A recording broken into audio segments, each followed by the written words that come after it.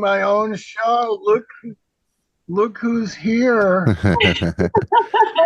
I think it's gonna be just you and Meshe today, Sean, unless Alima comes, because I'm gonna pop in and out, but Oh no, John. Oh I, God, I've got Halima. I mean, it. Meshe. It's just me and a 4-year-old, and she's sick, so I gotta go look after her. Of This course. show was brought to you by Fun Records Recording Studio Unlimited. There you go. Just let me get that. Is that backwards? No, not on my No, screen. it's good. Good. Okay, challenge accepted. Oh my God, that throws her. Okay, John. I sent you an email like 20 minutes ago, but Okay. it's hard for me on Monday mornings in school and all that, and this one's staying home, so Oh gosh. Well, the most important thing. Hey, how's my sound? it's better. The last one was the levels were pretty low. I know. So I've arranged a microphone system. Good, Yeah, for me and Halima. But good. Is Halima going to cool. join us, Yes, I or you believe guys? so. I believe, John. I don't know if we can do this without you, but You can. maybe we can. It's gonna devolve. You're the centralizing force. Okay, I know you're the calming. kids come forth and first, and they have the force, especially 4-year-olds. Kids come first, second, third, and fourth. Yes, yes. Of course, of course. Mesha, you look Yeah. great. Thank you. You Yeah, too. you sound good. Your camera's good. Mine's all blue for some reason. I don't. It's my telephone. I don't have equipment like you guys. No, It's just that's a telephone. and it's working great. Oh, thanks. Thanks. These Yeah, phones are amazing. you don't have a big microphone. Like to get my sound right, I have this microphone covering up my beautiful beard. I don't like it, but I can't abide having John's sound be better than mine. For some reason, this competitive thing comes up, and I have to have my input just as nice and crispy, maybe a little louder than Oh, you John's. don't worry. We'll we'll put compression on it, Sean. Yeah, Oh, John sounds like a radio station. Does it really? Yeah, very good. Oh, good. and mine sounds like a what? It's it sounds Say it. fine. Say it. It sounds like a children's microphone attached to a Fisher Price. No. Um, Come on, that's a Shure SM58. That's a beautiful microphone. true, Classic. true. It was good enough for Robert Plant.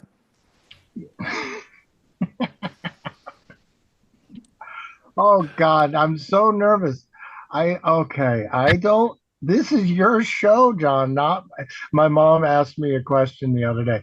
So whose show is it? Yours or John's? I'm like, Mom, I guess it's John. It's John's show. Now I know the truth. No, it's not. I think it's ours. Yeah, it's everyone's show. Yeah, yeah. It's the world's There's. show. I mean, I send you $1,000 every episode, but I wish. wouldn't No, that be I nice? don't wish. Careful what I wish for. Then it'll really be pressure. Oh my God. This way it's not as much pressure, you know? Yeah, I got to go check on the 4-year-old, but Mesh, I want you to know she loves. She has mermaid paintings of yours, and they're right above her bed, and she loves them. Oh, she's so cute. Oh, Yeah, I'm glad you liked them. yeah, I hope the mermaid give healing vibes right now so she can feel better. yeah, yeah. I do too. Yeah. Yeah. She's in a Yeah. little I'm not going to school phase right now, and she's had a cough and stuff, but she's a handful. Yeah. She is a handful. I'm gonna go check on her. I'll pop back in when I can. Okay. You guys got this? It's recording. All Hopefully, right. Oh yeah, we got this. I know you do. We don't need you. No, you don't. Yes, we do. we, All right. we may have to work on different time frames because this is just too close to school for me. But Yeah. Let's figure it out. We'll figure it out. Anytime is good for me. same free. here, same here, except for starting school days. You know what I mean? Like, because Tyra's out taking the other kids to school, and if one of them stays home, it just, especially a 4-year-old. Big Yeah. time. Big time. But I'll check back in with you guys. I have to go check on her. Good. We'll look forward to your reappearance. Yes. Yes. And I love I can't wait to talk to you both because I really want to talk about like the artist life that you guys lived and if you still do and all, you know. And this will be actually perfect because it'll fit in perfectly with my silent and invisible podcast guest, John. He's our invisible and silent host. So really pay attention because that's where the real wisdom is. It's in the silence and in the invisibility. So go Yes. on. Yes. And I can always comment post production through editing. So, And if you're up there on your phone, you can always text a little a note. text to who? I don't know. Are you text capable? I thought you were just like, Nope. okay, I got 0 texts. there you go. Yeah. I was trying to make a joke like just send us a note from upstairs from your daughter's room to help Okay. us with the show. But it was a joke. Yeah. Yeah. Don't try to multitask. One thing at a time. All Ooh, right. there's a good topic. And she may be back with me as she's done before. All Good. right. Yes. All right. I'll check in with you guys in a little bit. Okay. All right. We'll see you in a bit. Okay. Thank you. Mesh. Thank you for coming on the show. Well, thank you for the time. I was noticed by good time enough so I can prepare. Good. Yes, it takes some preparation. It takes some thought. Yeah, I'm not jealous because you taught me. You taught me jealousy is a false emotion or a wrong emotion. Or I'm wording it weirdly, but I'm not jealous that you don't have a mic and you look so great. And I'm just going to learn from it. I'm going to learn how to get rid of the mic. I should do this on my phone next time, maybe. Yeah, this is my phone. I have a computer, but I couldn't find the camera. So I couldn't do it in the computer. So you literally just have your phone sitting there. That's my phone there and a tripod. And the sound is so good. The mic is picking you up from all the way over there. Really? Oh, wow. Then the phone, it must be good. It's an old phone. It's 2018 cell phone. Okay. Is it an Android? Yes. Okay. A Huawei is prohibited in the United States. It's called what? Huawei is Chinese. And they don't let us use them here in the US? No, Oh, no. because they're cheapy. Uh-huh. We have Cheap and to. good. Good and cheap. Wow. So we're forced to use the expensive, lousy ones, and you guys get to use the cheap, good ones? How? Well, Boy, your president, your new president, Mrs. Claudia. Claudia Schaumbaum, is really running the country well if you guys get to use those cheap Chinese phones that are really high quality.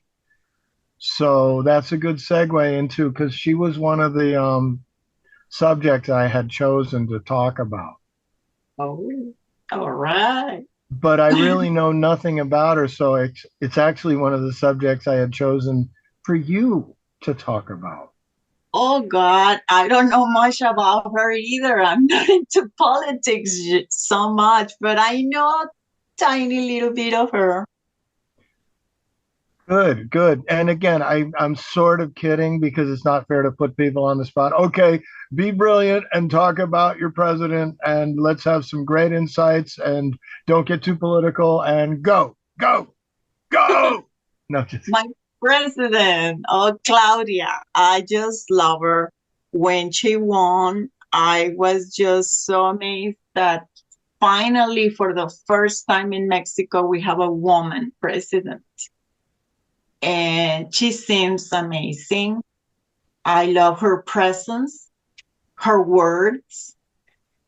During the take of when she took the presidency, when the other president Lopez Obrador gave her the flag and the presidency to her, and she started talking about love and hey, everything she was mentioned about industry and the wellness of the country. She will say doing all that with love, which I never heard a discourse, a political person of any country talk about love. Me, me. Maybe they were and I didn't know, but me, just and I just love her. And she had flowers on her dress, so feminine, so amazing. Is a That was the change I wanted. I don't know if the countries agree with me or not, but I am happy with her. And she have a background, a very interesting background, not very Mexican. She have some backgrounds. I guess that she's Jewish, and she have a lot of studies. She's a very high educated woman, and she knows many things, and I love her for that. wow, And thank you. Let me introduce my wonderful dear Aunt Halima and let me catch her up on what's happening. John has a somewhat sick child home from school, so I noticed. I didn't know where he was. he's Hi, just what I Michelle. wanted. He's an invisible, silent podcast host. So we're going to really tune into what John doesn't say and doesn't do to help us grow and learn as humans. Okay. But the second part is what you just heard when you came in is I had asked Meshe about um, her new president, Claudia Sheinbaum. And so Yeah. your response is very amazing. The first thing you said that you liked about her is she's the first president you've heard. Well, you're very excited that there's finally a woman president, and I agree fully.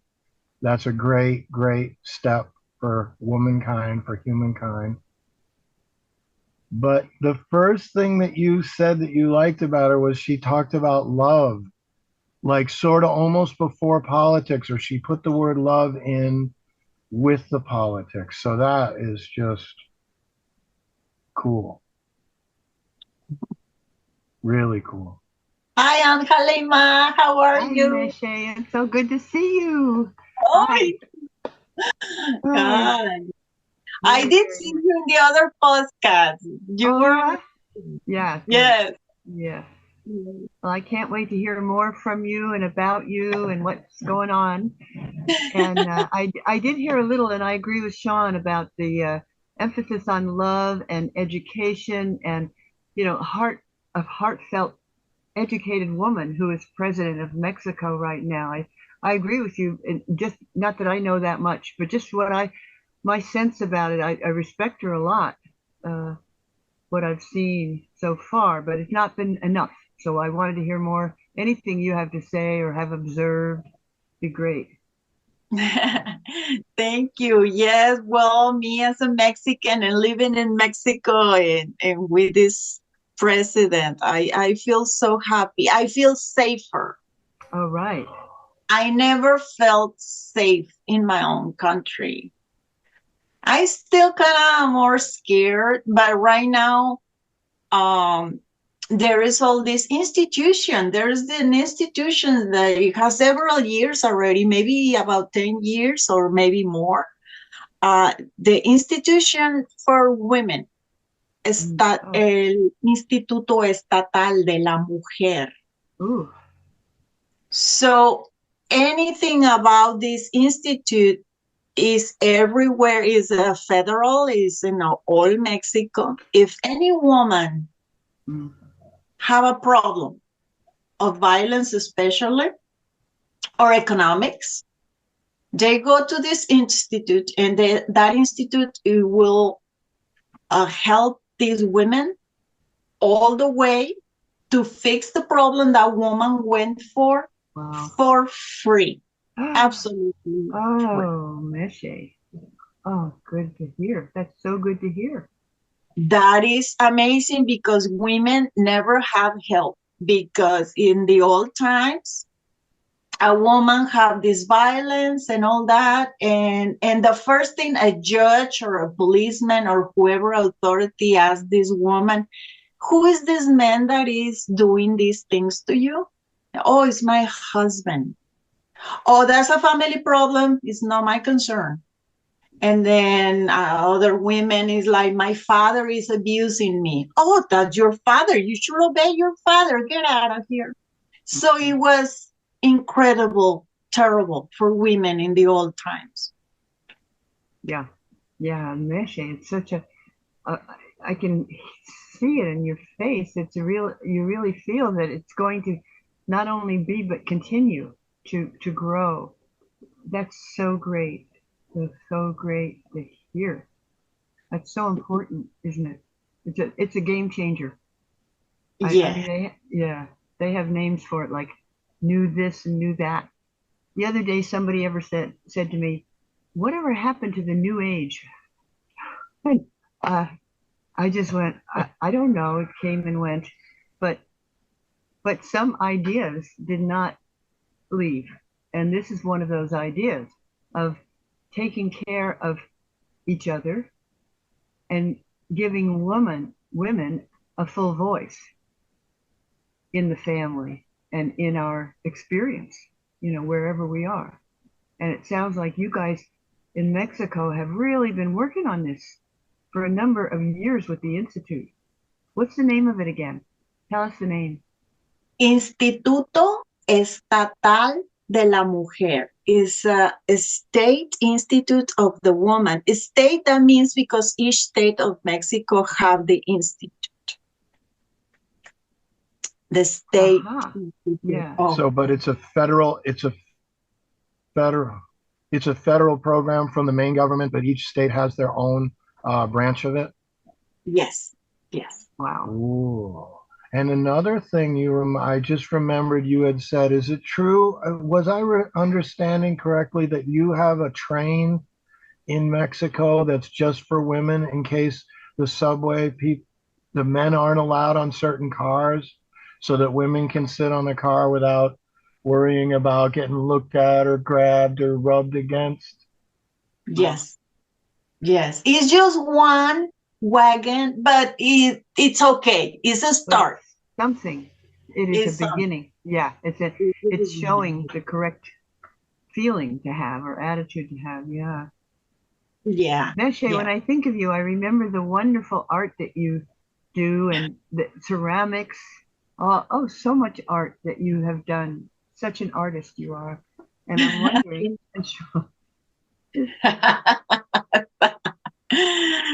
Oh, wow. That's the drum. Yeah. So tell us about that drum, Dawn or Meshe, because you guys did that at the same time or together when you were in in California, I think, right? No, we were in Massachusetts. From Oh. California, we go for a little time, I guess, to Albuquerque Oh, because yeah. John Proctor wanted a special series of paintings. Uh-huh. No last names. Huh? Try not Oh, to say his last name if you can. oh, It's just the thing we're working on. sorry. Anyway, Sorry, John. Anyway, so he wanted all these paintings, and we stay in Albuquerque when we see you in the gallery. But then we moved to Massachusetts when all the program finished with the gallery and the art. Yeah. Yeah. In Massachusetts, sadly, Sean's father was just dead. And there was all his work in carpentry and instruments, guitars, and many things half finished or barely started. And it was all these pieces of wood that they were so beautiful, just like they were, like unfinished. And that drum was an unfinished box of I don't know.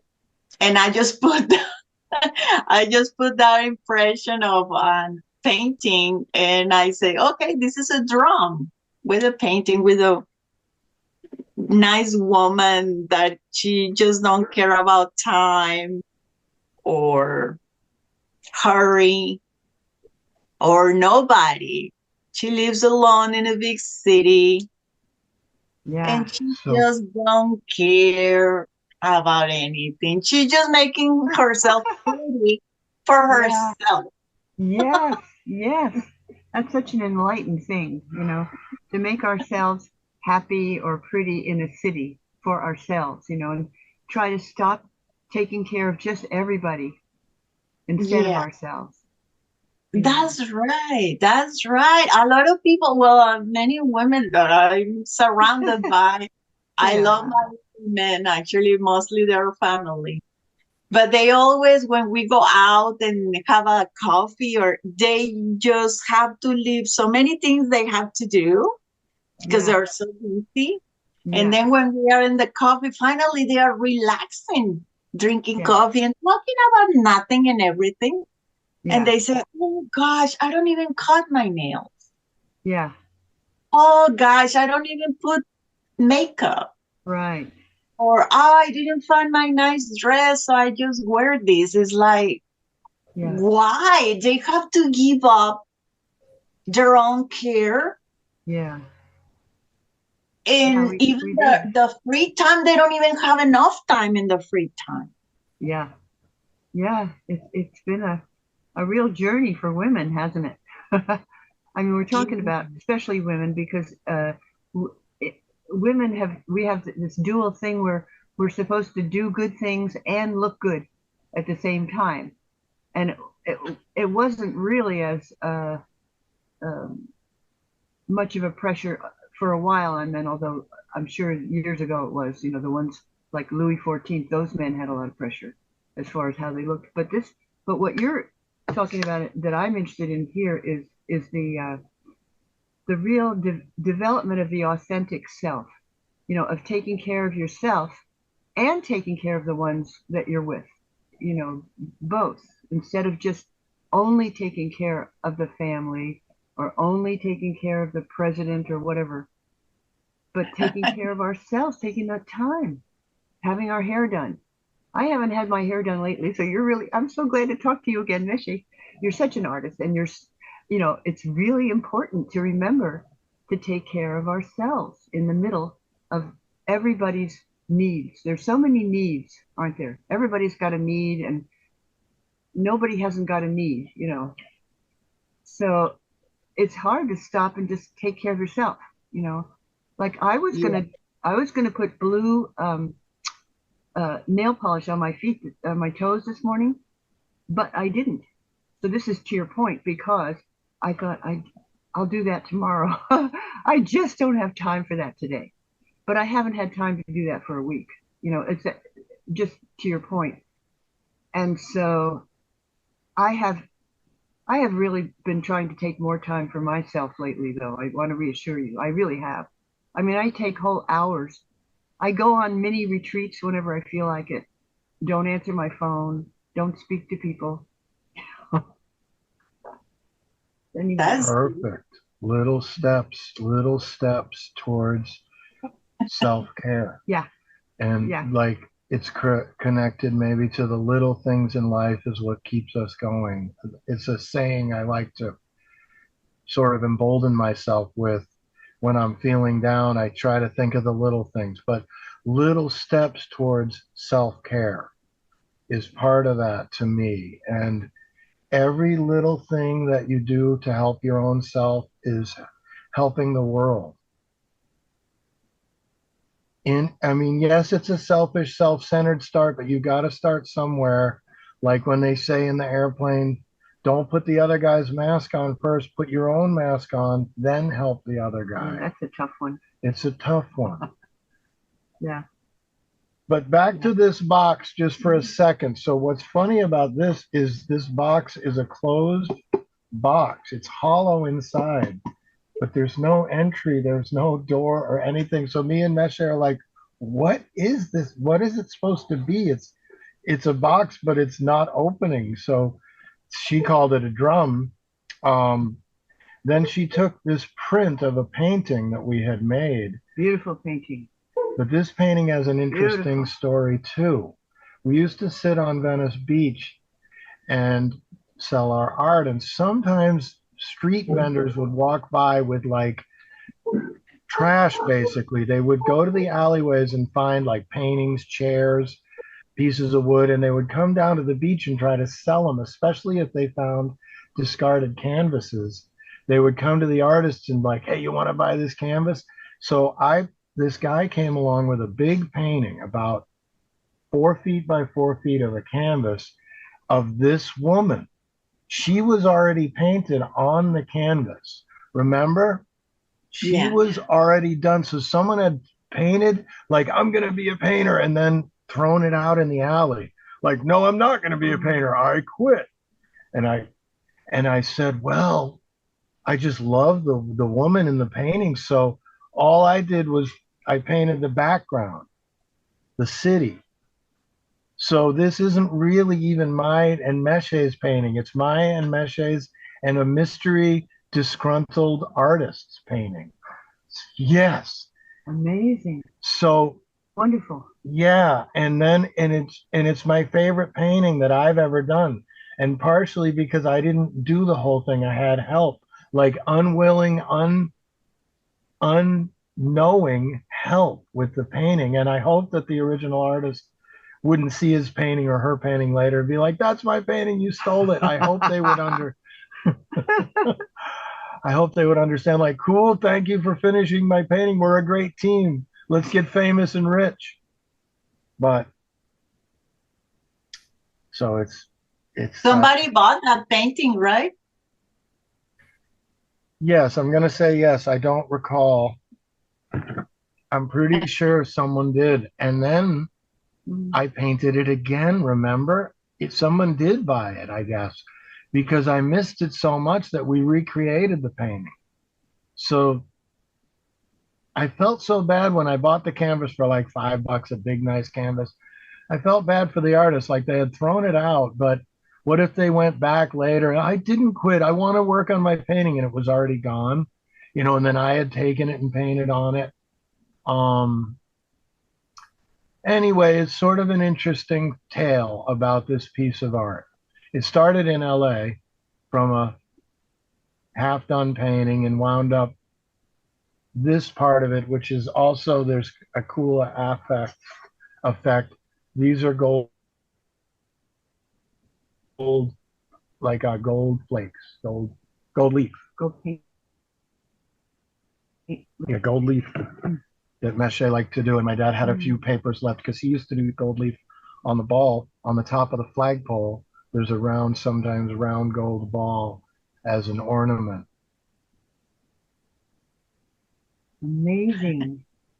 It's interesting that it happened. You because when you guys were in Albuquerque, course, I have such good memories of when we took my grandkids. Remember Diego, and you were so he loved you. He thought Meche was so great. Meche, he just talked about you. You were so good. Oh, And so anyway, he's 15 now, by the way, Diego.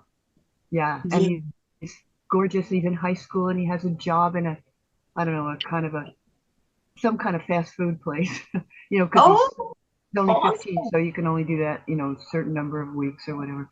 But anyway, so after you guys left um, Albuquerque, so that had to be around 2015 or before that, before Yeah. 2015. Would that be right? It's kind Yes, of hard. yes, that's the time. Yeah, Okay. In there somewhere. Mhm. yes. And that box being on wood. I mean, I feel like I'm living in a house of wood here because it's so beautiful. Everything is, I don't know, the stairs are mahogany wood. And your father, as you remember, who had just passed away just before you guys got back, that's a timing that I wasn't aware of. So when did your dad pass away anyway? Do we know? Mm. 8 or 9 years ago. I don't remember the exact year. That'd be before 2015, probably. Yeah, it was around 2015, and I lived in Massachusetts until 2016. Then I came to Mexico.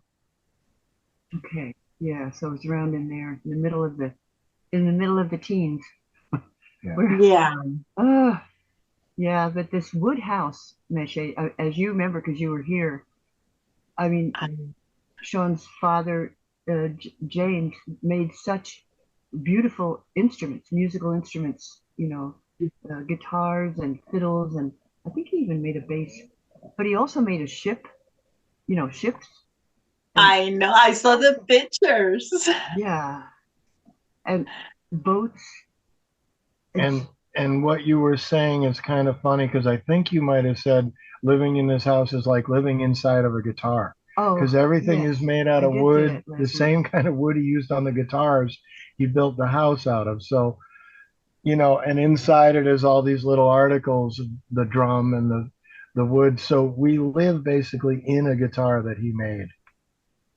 And that you really, Meche, it sounds like you really picked up on that because you were saying that you were working with a assembly of pieces when you were just taking different pieces of wood and Yeah. seeing. Oh, I'll get another piece I while was just we're on the wondering if you subject. remember anything else you did with the wood when you were here. When, 'Cause I bet yes, what yeah. yes, I did few little things. I just have fun with all the. Actually, what it broke my heart is because Sheila now is Sheila's house, but that was the carpentry workshop. Yes. Um, Uh-huh. Yeah. and a lot of beautiful things were just thrown in the garbage. It broke my heart. I wanted to have a house or a place so I can Yeah. just gather every single piece of wood and what they Yes. call garbage. To me, they Yes. were beautiful pieces of, Yes. Yes. and the wood was high quality. We Uh-huh. were not talking about cheapy wood at all. Oh, It was no. beautiful pieces of wood, and it was garbage. Yeah, because I remember I remember saying that he actually went to Mexico to get special wood at different times, and he went other places all over the place to get special wood. Here's some special wood that Sean is showing us. I made a dollhouse. Oh, I never saw that. Oh my gosh. Oh, that is enchanting. Thank That you. is, Well, if you want now analyze well all that, yeah, is it just make no sense. I just grab right. pieces of wood and put them together. Oh, and you put gold leaf on the back, I see, or you or Sean or somebody put gold, Yes. what do you call it? Gold ink on the Gold back. leaf. Yeah, Yeah, gold gold leaf. leaf. Yeah. This So that this it is was just loose pieces that I put together. fantastic. Really, so super. It even has Cinderella in the bottom and all these things. You could tell us Is there a story in there that we could learn from? Just even a children's story, because you're good with those kinds. It's a Sleeping Beauty. Oh, okay. It's a Sleeping Beauty. Most of them are dolls, women dolls. So here I was with my feminist Yeah. side. All women, no men allowed, no boys. And she one Women and children and animals, or I don't even know, some pets are there. So that Sleeping Beauty, I always liked Sleeping Beauty since I was a child because I say, oh my God, that's awesome, just sleeping. I like to sleep. I think sleeping for any animal, which we humans are animals, Mm-hmm. sleeping is healing. If you want energy, you go to sleep. Yes. If you want to get well, you go to sleep. Yes. That's right. So sleeping is a main thing for me. Even a bed or a place to, even the floor, it doesn't matter. If you just find this place for you to go to sleep is amazing. So for a woman, a sleeping woman, the Sleeping Beauty, which is now I disagree a lot with the story of Disneyland, especially Yeah. that this guy just come and kiss her, and well, the good thing is they meet each other before, and so it was not a Yes. surprise. Yeah. Yeah. But anyway, so he immediately wanted to marry her. It's like, okay, whoa, she don't. Yeah. Yeah. Well, I guess that was my life. Every time I got married, I never think. It didn't work. I don't know what happened with Sleeping Beauty. We never knew what happened later, but maybe she's divorced. That's why she's all alone in that house. no remember. Well, Okay. she lived happily ever after. Oh, okay. Well, Right? I don't have any proof. Okay. Maybe she got divorced and this is her. One funny thing I remember about this is you'd said, this is the princess and she's waiting for her prince. Oh, in that time I was thinking that. Now there's so many divorces. I don't. Yeah, and I Yeah. said, that's Meshe, she's waiting for her prince because I screwed that job up myself. I used to be her prince for a few years. Well, Now, we talked about it's 50-50. Sean and I, because of course, all the exes don't live in Texas, of course, but many of them do, of course. My exes live all over the place too. But Sean and I have had funny conversations about relationships having 50-50. If somebody stays, it's responsibility of both people. And if somebody leaves, it's the responsibility of, or the, how would we say it? Both people want it to happen. I can't say, oh, he left me, because there was probably a part of me that wanted him to leave me. And maybe I didn't pony it up, so he just went off and left me, and I get to be the victim. I get to be the victim. We've had very funny conversations about when a good relationship breaks up, and how really, really good it is when we get to be friends with some of our best exes. What a blessing it is. It's just, oh, thank you, universe. You know what I mean? thank you. That is the bright side of the silver lining of a breakup, is that maybe you were meant to be just friends and you tried the other thing. So that is a nice way to look at it. I had to do that with When Raphael. you become friends after the breakup, because I don't know if you knew, Salima, but I get married two times later after John in Mexico. I think I heard that you did get married one time, but I haven't been here all that many times. Yeah, many times. So I got divorced 3 times. Mm-hmm. All right. So too many divorces. And what I discover a little bit is like I feel of course, I gonna put like my side, and I don't know the other ones. You cannot hear the other ones, but Right, this is right. my side. Exactly. We'll call up all your exes and have them on the show. Yeah, we need all the exes to talk about me. But Well, you could be on the show too when they are. now I have contact zero, so Okay. that's what my psychologist said. You know what? Contact zero. Got So it. they were not that great.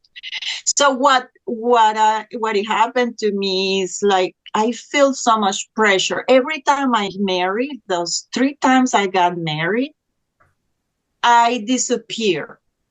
I was no match anymore. I was the wife of. I was the mother of. I was the woman of. I have no name. I have no nothing. A lot of I feel so pressure, and these people were very well. We all have sad stories, but they have all these sad stories, and they expect me because I smile and I try to be the much happy as I can. Yeah. They want me to make them happy. Mm-hmm. Mm-hmm. Madre. Madre, madre. Uh-oh, she froze. She froze forever in that Oh, moment. Meshe, you're frozen. well, you are a mother, that's Uh-oh. for sure. Hello? Now you're back. Now you're back. Now you're back. So do you know where it closed off, Meshe? I close up. Yeah, it froze where you were saying former men, husbands wanted me to make them happy. Yeah. Yes. Yes. And it was too much. Here, I'm going to put this art away. And But I was thinking what a mother person you are, because I remember Diego just glumping toward you right away, my grandson, you have that in you, that mother thing. A lot of women do. Yeah. Maybe my son cannot say that, but okay. How is your son? Where is he? He's in Chicago. Uh-huh. He was living with me in Mexico during the pandemic. Uh-huh. Oh. So for him was a horrid time. So he have a horrible time with with his own mother. Oh, no fair. Oh, no fair. Oh, wow. And he said, I want to go. And he left to Chicago. And he said, I want to be alone and don't get near me. Like, Dad, Mom, just stay away from me. Oh, His father is far away from him too. So actually, he's the one that he didn't want us neither. Emancipation. He said, no, parents. May I interject a story about the swans by the bike path? So by the bike path, there's these 2 beautiful white swans that I pass near the brook and near the marsh. And then one day they had these 2 little gorgeous, or 3 little gorgeous little golden gosling little baby swans, little brownish yellow swans. So every day I'd pass by and the swans would get bigger, the little babies would get bigger. And the swan babies are actually funny when they're adolescents. They're not white yet, but they're not brown either. They're this awkward, like patchy, half white, half brown, and they look almost as big as the parents, but their feathers, their parents are all white and perfect, so they're like teenagers. You know how teenagers are just awkward? And then because they got bigger and bigger, and then one day I went by and the 2 parent swans were alone again. The baby swans had grown up and moved away. So there was 2 big takeaways I took from the swans.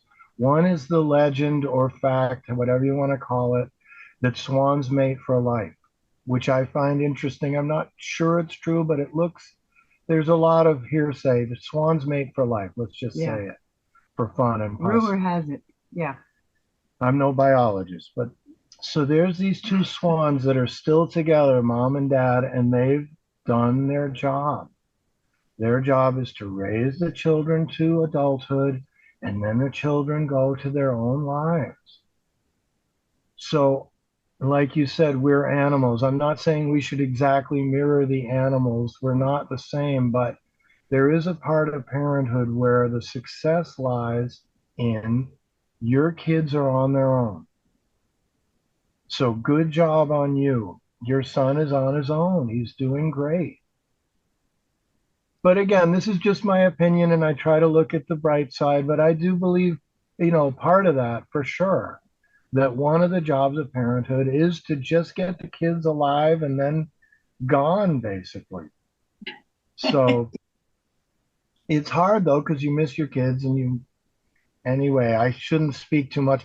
Today's my son's birthday. Happy birthday, Cole. Oh, happy birthday, Cole. Yeah, 34. And I'm very proud of him because he's on his own. He's doing his own thing. Is he doing it exactly like I planned or wanted him to? I don't know. But he's doing his own thing. And back to this real quick. I'm going to put the art away.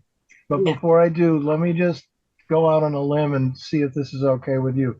As a capitalist and an American, this art is for sale, 1 million US dollars. Any of you fans that want it, we can take installments and payments to help support local artists or Mexican artists, global artists.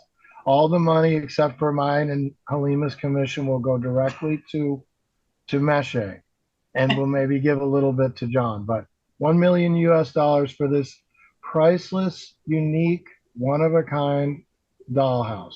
Anyway, I'm gonna go put it back in its precious, safe spot. Pardon me. Oh, thank you for that beautiful story. That was a really good one, huh?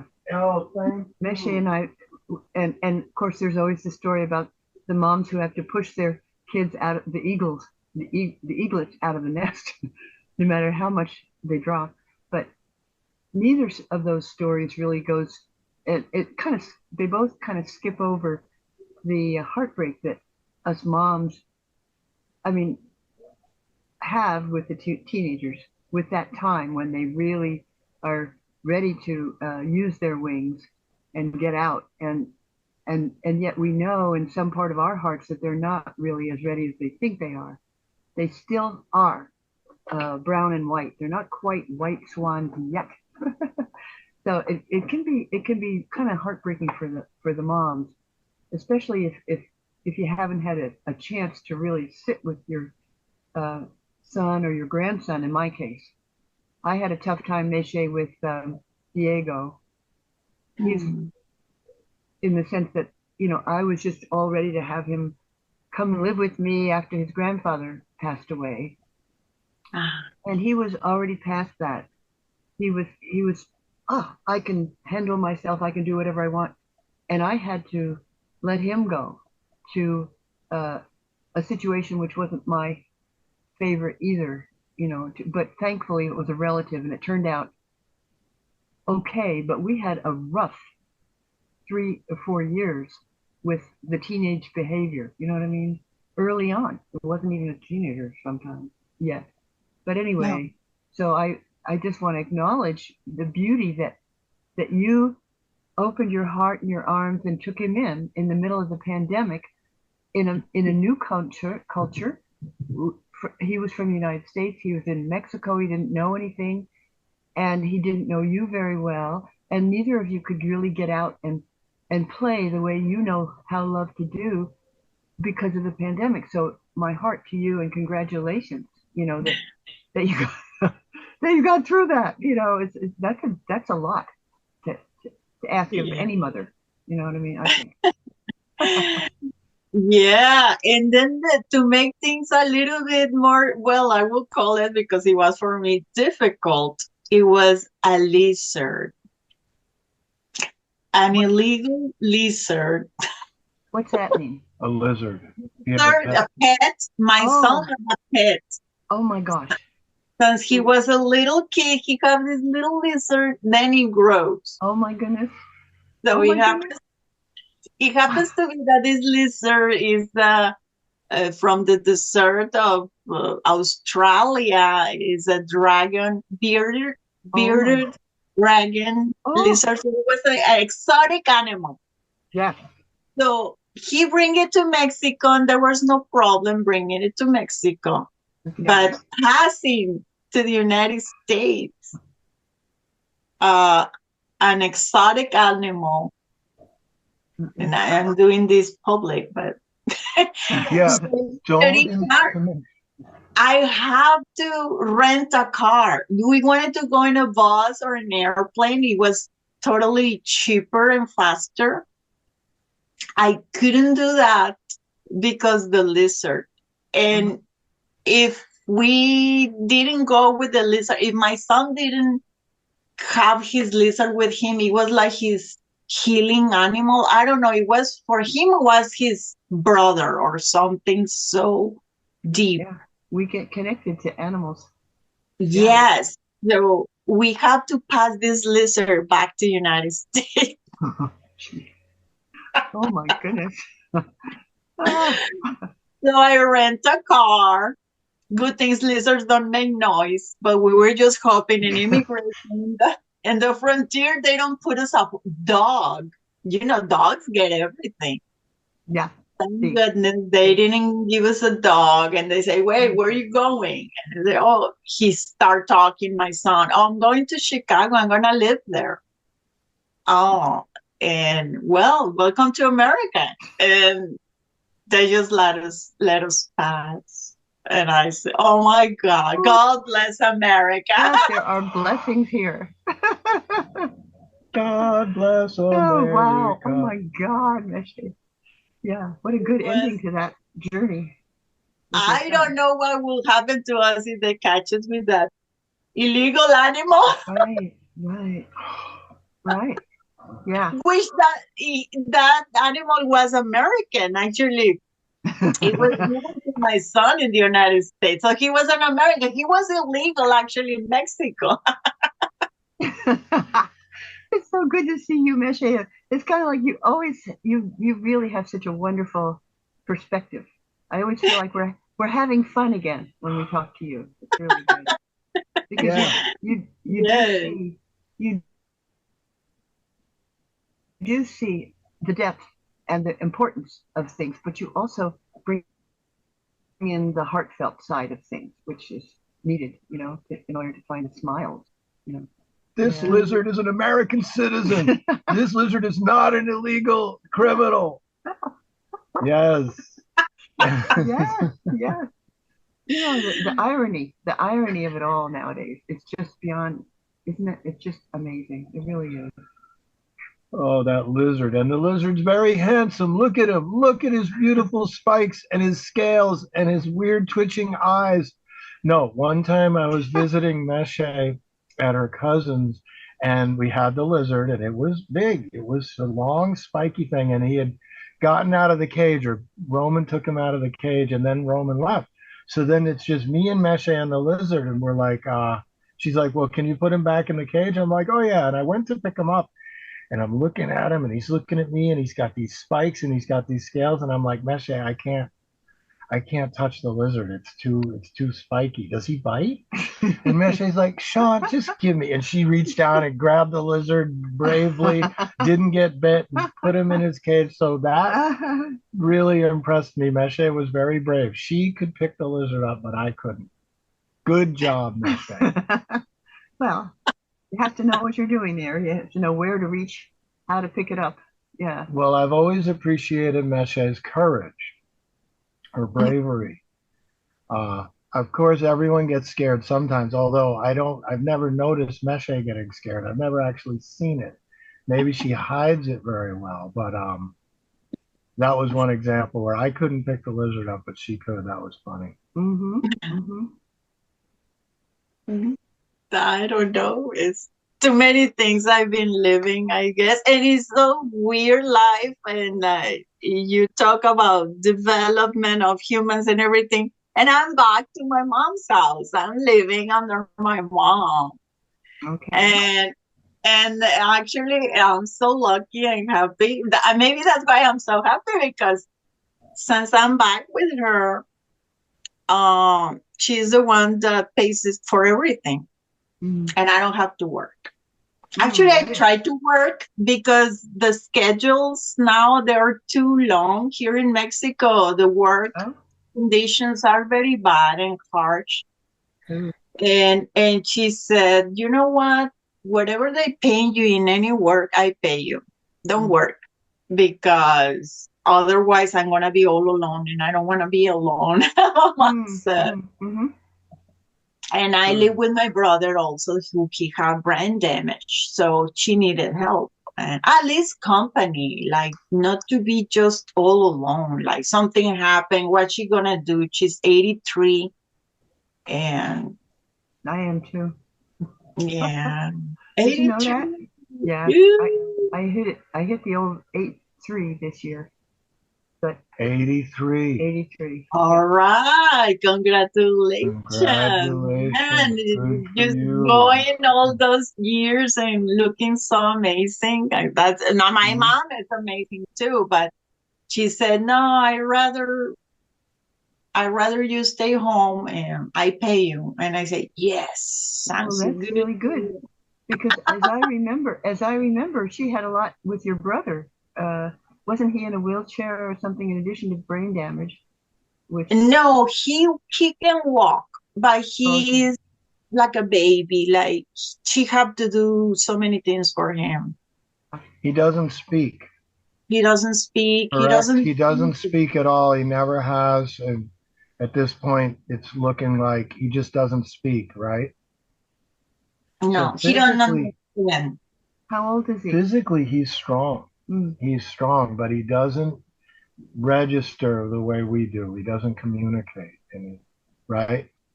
Yeah, yeah. He's a 56 year old. He's an old man, Yeah. strong, taller than me, Uh-huh. but he doesn't do anything. We have to do everything for him. He walk, he Uh-huh. eat, Uh-huh. and plus he get angry once in a while, out of the blue, kind of. Yeah. That can Yeah. be challenging. What? Oh, very, very. For Yeah. my mom Yeah. especially. Yeah. For me, no, because I was, when we were little, when we were growing up, I had a sister that it was older than me. She just passed away, but so Oh. we were all these four children, Uh-huh.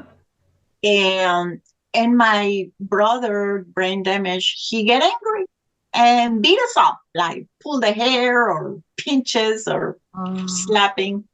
mm. And then me, I was little, and I was like, oh, and I punch her back.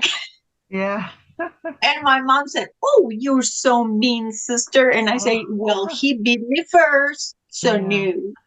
Yeah. And my other brother and sister, they say, oh, they just cry and say, poor my brother. Yeah. So he was kind of mean to my other brother and sister. But with me, then when my brother wanted to come and kind of beat me or hit me or something, and he looked, it was Meche, and Yeah. I was like ready to, Yeah. and he Yeah. just Yeah. stopped. Yeah. Yeah. So he don't touch me. So Yeah. the You learned early how to defend yourself, really. Actually, in that way. Yeah. the hard way, yeah. So the message here is don't mess with Meshe. I got her.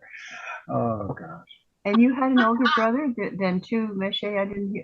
You have four. So there's you and your brother in the house now, and your sister who just. I'm sorry, just passed away. Well, it was years ago, right? She passed. When did she pass away again, Connie? When I met you in 2010. Okay. Mm. Okay. Well, that is somewhat recent, yeah. Yeah. And your older brother? Do you have another brother then? Because there's four. Another brother, he's married and he lives in Los Angeles. Well, in Ventura, Oh, California. really? He's younger Yeah. than Meshe. Did you meet Yeah. him? Yeah. Oh, cool. I've met so. Yeah. He's an artist. He's very, very good. Yeah, he's an artist. He's in the big art spot in Ventura, California. Oh. Hmm. Is he as good an artist as you are, do you think? He's different. He's a computer design, Oh, a graphic computer. Yeah. oh, And he like also filming movies. He made movies, he made theater, he made all kind of things. wow. He's also a Yeah. writer, poet. Cool. Well, speaking about birthdays and age, I wanted to thank you again for coming on the show because it's an honor. It's an honor for me to have your wisdom and your experience on the show and to mix it up with different perspectives. So I'm so honored. And there's another thing. I'm blessed that I get to know my aunt and be with my aunt and have fun with my aunt. Um, because I realized yesterday through some sad news that I have a lot of aunts that I just don't really know that well on the other side of the family. And it made me feel like I should get to know them better, but All right. I'll have to take my time and try to do it, little steps like we talked about. But I have this experience. I get to be with my aunt. So I'm very lucky for her experience and wisdom and also for the familial learning and the ancestral learning that I get to have with her. Anyway, I just wanted to say that.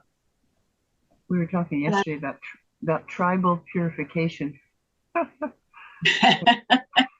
Oh, How the arguments and the laughs can contribute to that, hopefully. But it's actually acknowledging, like me too. I don't know a lot of the family, but then you just find a name in the files, like who was the father of my grandfather? And then you find it in the birth certificate or in the archives of the city registrations. And I've been making my genealogic tree so big with all these names that I have no idea.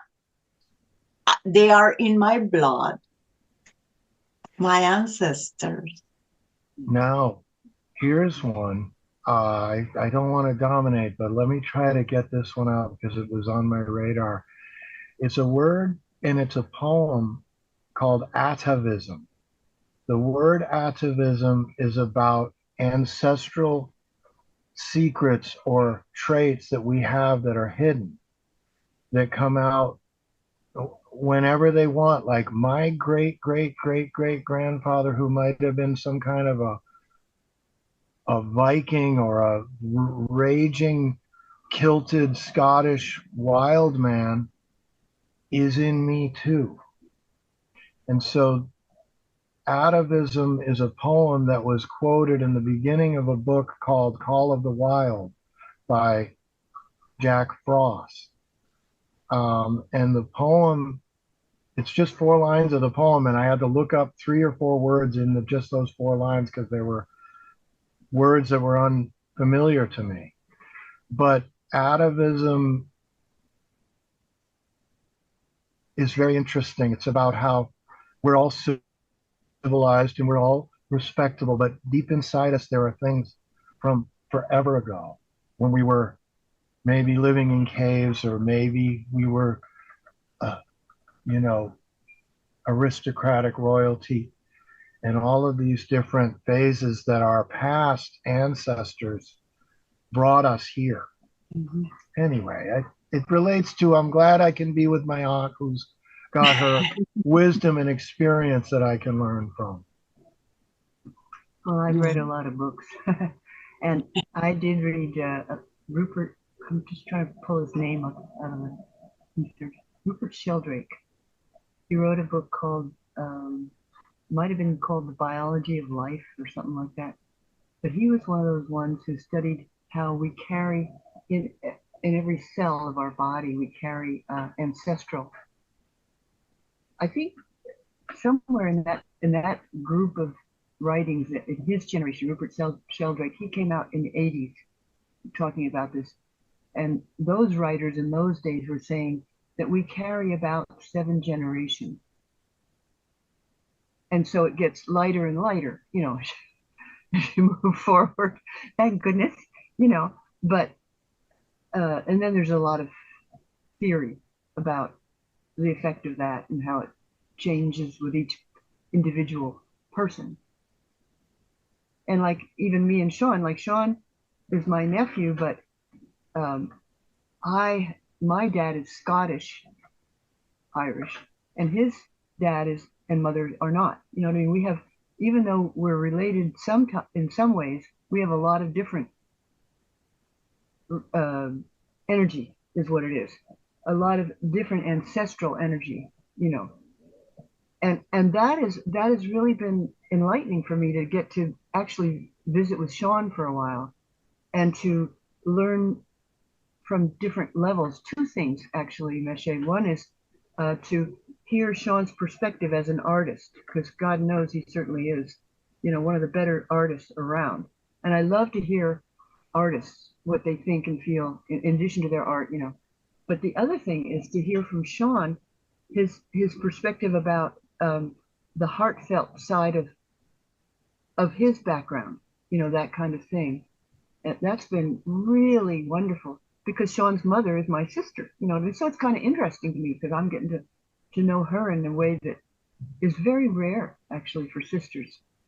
She's 80 and I'm 83 and we're very alive and awake and aware. You know what I mean? We're finishing our sentences. We don't have dementia. And I'm saying this not to brag or be egotistical. I'm saying it because I want to say out loud how great it is that there's so many women now who have taken this road that you were describing early about becoming healthy and outspoken of how to stay healthy and alive. Like we don't have an Institute de Mujeres here anywhere yet, but I have a feeling that these ideas will catch on quickly. I just think so. We'll see. We'll see. Yeah. Well, but what I experienced in the United States, you don't need the Instituto de las Mujeres because men already respect more the women. I feel safer in the United States. I could be walking, driving without fear or not a big amounts of fear that I do it when I'm in Mexico. Well, not lately. Not lately. Right now, I feel safer in Mexico. I wish John was here to discuss it with us because that's a biggie. That's a good topic to discuss. Forgive me. Yes, forgive me, my poor aunt. So today I told Halima before the show, I go, hey, guess what? She's like, what? I'm like, John might have sent a message that today's show is going to be a lot longer. So she's like, oh my God, longer? Okay, I'll be right down, sort of. And then she gets down here and I'm like all nervous because now I have to tell her, yeah, the show's longer and now John's not even on it. So two challenges. John likes to really, this is why he runs crews on film because he's good at delegating. So he's got us running the show. John, I hope you enjoy your show today without you. Well, he's following your lead for silence. Remember last week, Meishe, we had to have 2 times of silence for a video podcast. Yeah, total silence. Yes, he's our invisible silent host. You're doing a great job, John. You're really helping to facilitate, and you're giving us so much room to really pontificate. Okay. It's good. I think that if we're going to talk about safety, I feel safe about that. But in terms of talking about political safety, I don't feel safe on the wider edges. When as like in the 50s in this country, I felt very safe, even though, there were pockets where I wasn't. But and nowadays, that feeling for me is that I am being forced to go inside and find my inner feeling of safety because I don't always feel it outside. When I'm walking about politics in this country, I'm just comparing because as you remember, Meche, Albuquerque is there's a lot of gangs and things like that, and a lot of displaced persons and people in need and this and that, and a lot of hysteria and fear. But so there are neighborhoods in Albuquerque where I don't feel safe, I have to say. Tough town. And I think we could multiply that out for this rest in this country. There are neighborhoods where people don't feel safe. But I feel Albuquerque before Trump was feeling safer and safer. I'll tell you that. Even when you guys were there, it was safer than 10 years before that. And then it gradually started feeling really different, actually. And I don't know if it was because of COVID. I don't know what it was. Because everybody went inside. Is that why I have no idea what felt better to me, but walking the streets of Albuquerque felt safer in 2021, 22, around in there, 23. I don't know. It's a big issue. So Yeah. what do you guys think about that? Well- Or do we want to wait and talk to John? To our invisible. We could talk about other things. I had a few topics. Okay. Let's see. I'm trying to compare. Do we want to go light or heavy? Light. Light? Okay. Yeah. Meshe, can I ask you the name of that delicious pork sandwich you made? You bought a shoulder of pork. Am I right? Am I remembering this? And then what did you do? You boiled it? Yes, Or we basically. roast? So what's that called again, the sandwich? Torta de pierna. Torta de pierna? Pierna is leg. Okay, Or- pierna. Torta de pierna. Okay. But shoulder is also actually shoulder for a pork is the same part of the pierna, is the shoulder starting from the whatever part of the pork and in the leg. So yeah, it's torta de pierna, and you just buy a piece of pork, whatever you like.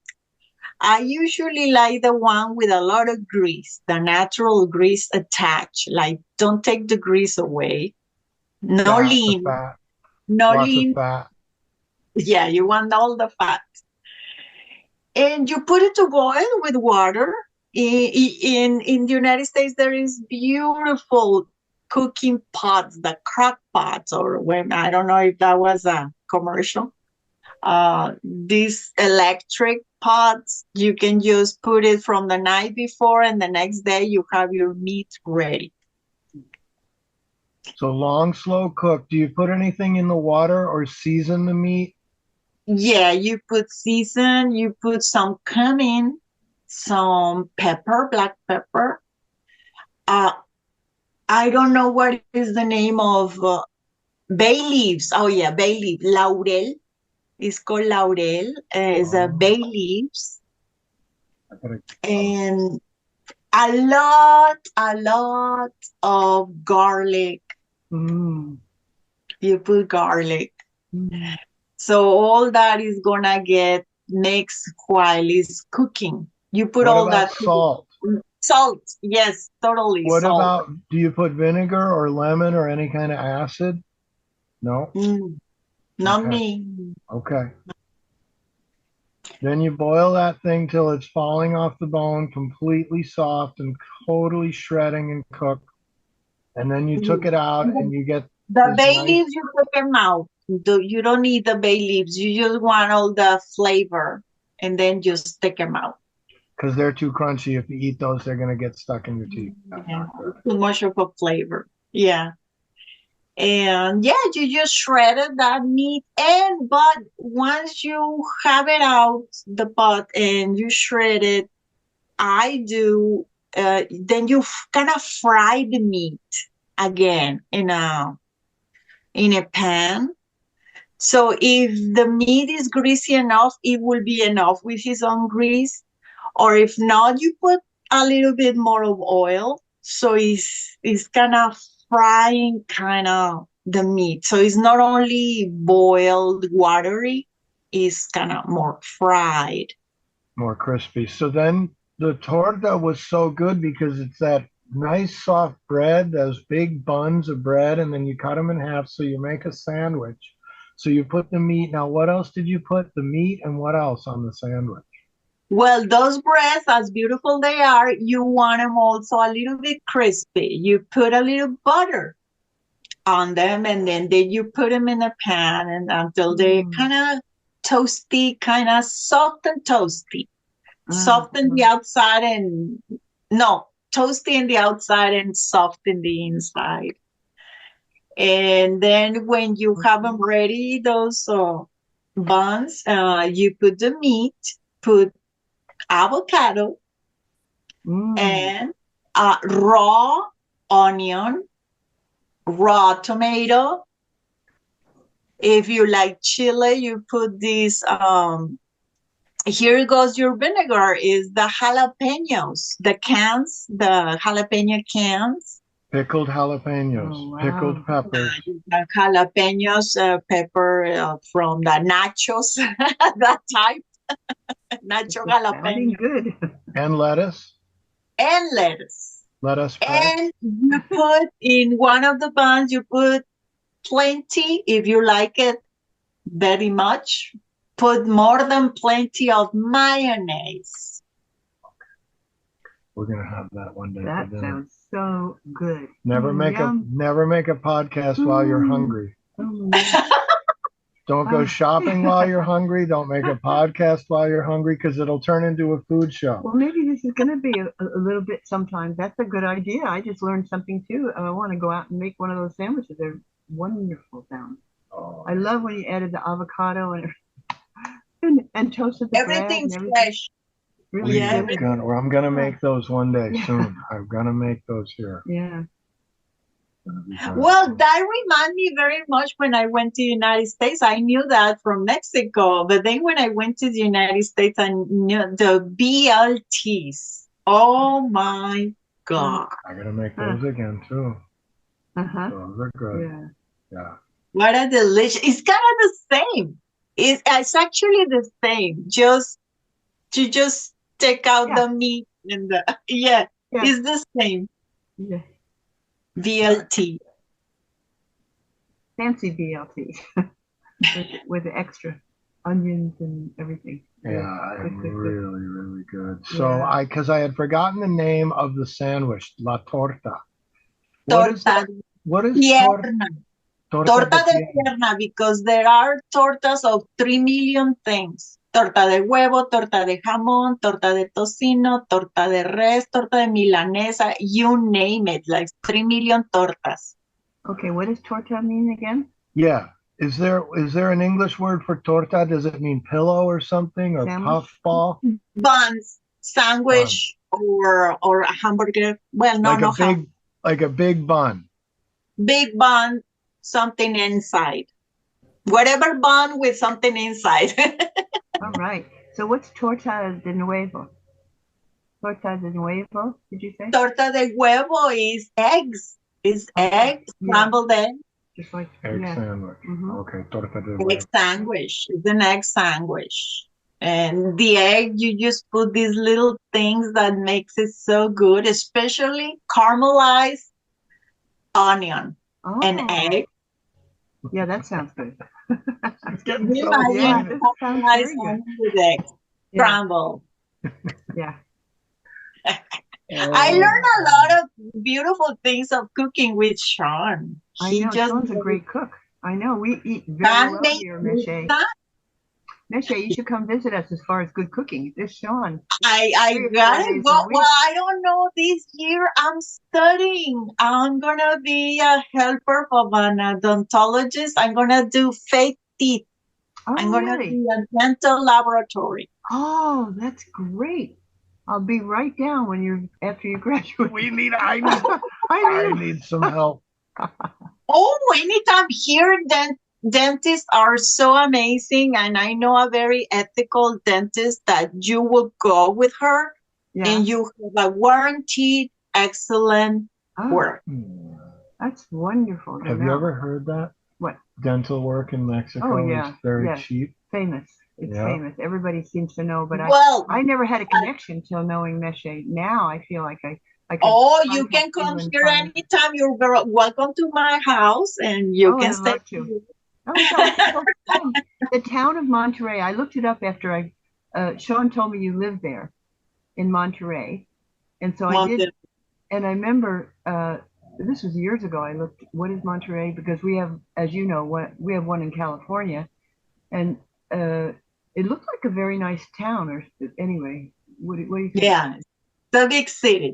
It's a Yeah. big city. Well, Like when Sean was telling me, "Oh, New York is amazing," I said, "New York is overrated." yeah, I sort of agree with that one a lot. Yeah, yeah. Because many things New York have, I know Monterrey is not like New York, but I don't miss it. I need something, I get it in Monterrey. Whatever you think, industrial, art, whatever. Like New York have everything. All the industrial, especially industrial. Mm-hmm. A lot of things is New York made, like the seal. So here is a lot of Monterrey made. It's a big industrial city. Uh-huh. It's a large city. It's the second largest city in the country. The Oh, first okay. being Mexico City, correct? Yeah. And so the second largest is Monterrey. All right. And one cool thing about it is there's a giant cookie factory Oh, sort of near Meche's house. So you You're drive kidding. by, it's like this huge factory with smoke and girders and metal. Oh, what do they make there? Delicious cookies. Oh, right? And you can Yeah. even smell them a little. It's Oh, like, that's great. Yeah.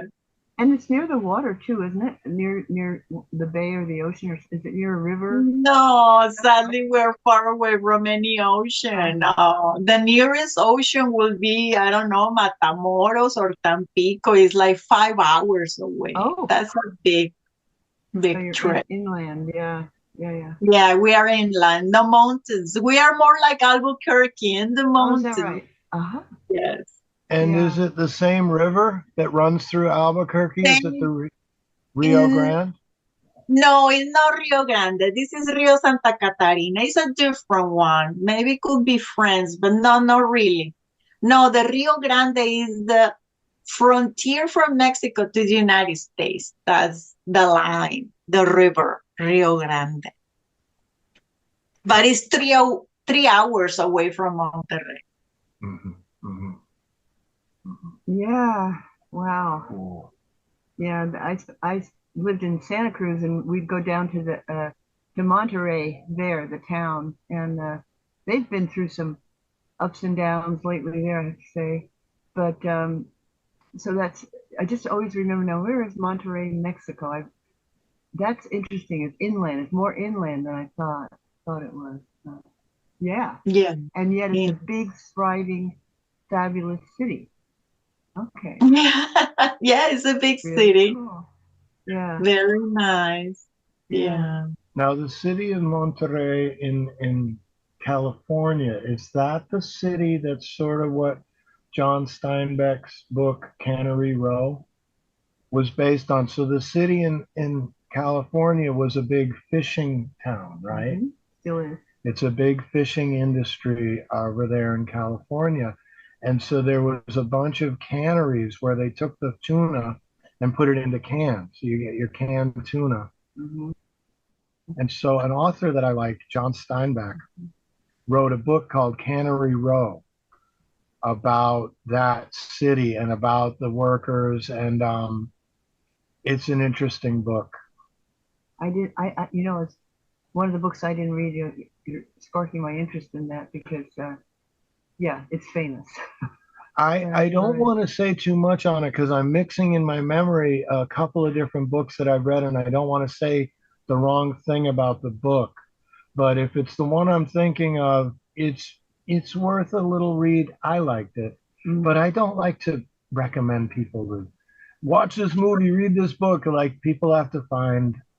It's okay. I liked the book. I want to revisit it one day, I think. One of the things about you, Sean, that really amazes me, getting to know you this time, is how much you remember, how many how you link so many things together. For instance, that particular mention of Monterey, and then with John Steinbeck and Cannery Row, and then other things. For instance, getting back to the film idea that you're mentioning your brother's into films, and I was thinking to myself, we just saw the movie called Wicked the other night here, and it's a Disney movie, and it's really a difficult genre to identify, in my opinion. It's a Disney movie, but it transcends some of the traditional Disney limitations, uh,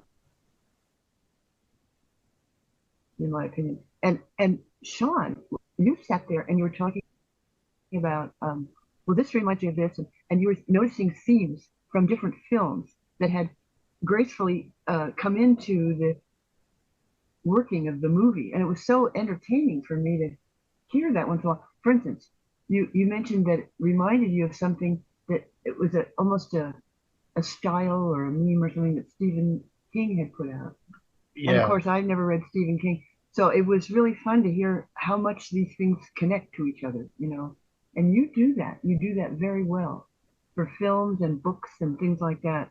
I noticed. I'm interested in the Yeah, composite element of art, in that art is everybody's. And when you see a movie, believe it or not, maybe you didn't help make the movie, but we do. We all work together on every art piece, because everything you read or see goes in you, and then it comes out. Actually, I'm going nowhere with that, but thank you. Art is cool. And Wicked is a Disney movie that's based off of the Wizard of Oz story with Dorothy and them when she went to the land of Oz. Yeah. Anyway, it was a very, very cool. Like, I agree with you. Like, Disney sort of is branching out. They're getting better at their confines. They're breaking through their old confines, which were great when they first started out. They were so revolutionary, taking the old Grimm's fairy tales and bringing them to a brand new media, which was animated film.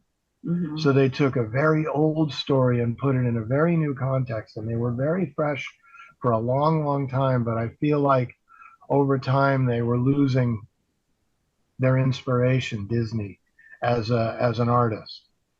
But this movie was a really nice. One of the things about the movie that's interesting is the story that we were watching in this movie that came out in 2024.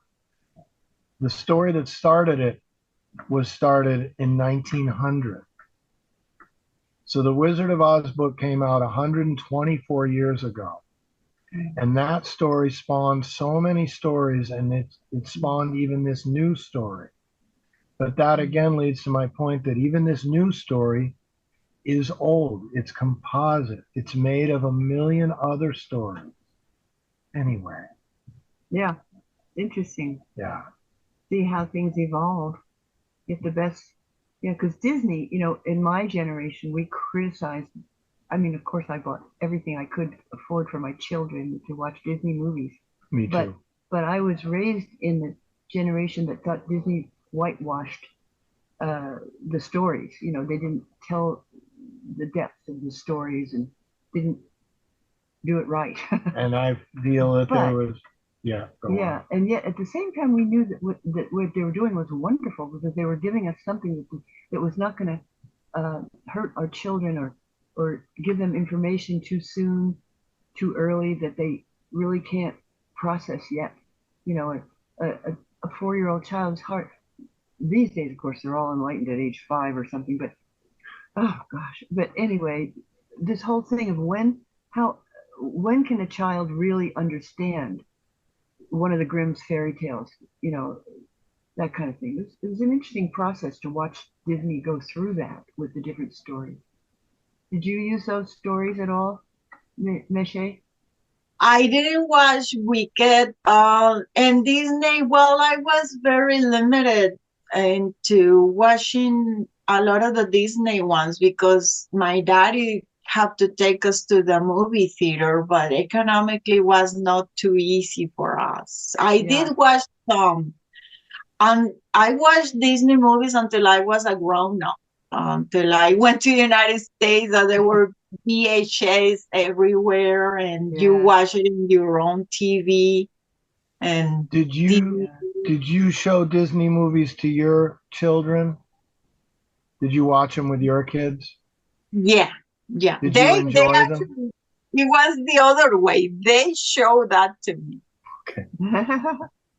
They show that to me because I was already 30-year-old, and I saw for the first time Dumbo, Bambi, and impressed me very horribly because I say, what a horrid, sad stories. Dumbo and Bambi are Absolutely, horrible. me too. I'm So, with you on both of those stories. I couldn't stand them. Right. Yeah. I remember my son when he was little, and I borrowed because we didn't have Snow White. And okay, Snow White. I never seen Snow White either in my life. Mhm. So I put it on. Me and my son didn't know nothing about it. And then the witch appeared. My son started to cry. And I said, oh, I took it off immediately, and I didn't show that to my son. Mhm. Many things. My son was very sensitive about the violence in TV. Yeah. Yeah. Interesting point. So a very, very famous supposedly children's cartoon, Snow White, by Disney. I agree that it has very horrifying scenes in it, like a horror movie, like a Like a, really scary horror movie with depictions of torture and death. So it's an interesting conundrum because even Grimm's fairy tales, which is long before film and movies, but let's all call it the same thing. It's telling each other stories and telling your children a story. Even Grimm's fairy tales had some very interesting points to make. And a lot of them was about watch out, stay in line, do what you're told, don't wander off into the woods or a witch will eat you. Yeah. So they're cautionary tales about safety, but they're also Scary stories. deeper than that. It's very interesting why are we feeding our kids these scary stories? But sadly, the kids have to learn that there's danger in the world. So it's tricky. it was weird because I was growing my mom. Well, this is the way children were raised, I guess. But there's these lullabies, especially the Mexican lullabies. So you have your baby to put into sleep, and the lullabies are, if you don't go to sleep, the devil's gonna eat you. And it's like, Oh. Oh. I remember I have those memories of me being little, and when I was in my mom's arms, it was okay. So when she led me in the bed or in the crib, I don't know how little I was, but I think I was very little. I was just with my eyes wide open because the devil will come any moment to eat me. So I was horrorized all my childhood until later I discover about the devil and about the outside world, and I say, hey, the outside world is nice. It's not that bad. Well, I'm being lucky, I guess. Yeah. So some children live the horror in their own house, in their own bedroom with their own mother. Yeah. That's right. Yeah. And that's So to me, when I see other people's lives and I say, oh my God, that's nice. Oh, that's a nice person. I've been discovering that the out world is nice. It's not a bad thing. The lullabies were false. The Disney stories are lies. It's a good world. It's a happy world. But yeah, there is a dark side.